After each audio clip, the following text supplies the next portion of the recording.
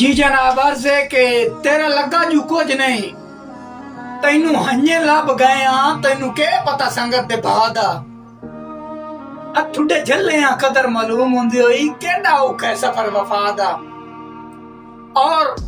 लाख शाबशानी चंगे मोल वदा पेना है साडे कीते होए शर्म हयादा जहां हाथ पा विचार नजीर विखरना है नित नवा दे सजन जपादा। और जनाब अर्ज है के मैं तू ए ना पूछ आज शहर तेरे किवें मैं हमराजा आया ना रखनी है संगत नजीर तेरी ना रखन मुलाजा आया और तू जिथों ताई मेरा लगदा है सारा ला अंदाजा आया और मैं तो मर गया सजन जमीर तेरे दा आज पढ़न जनाजा आया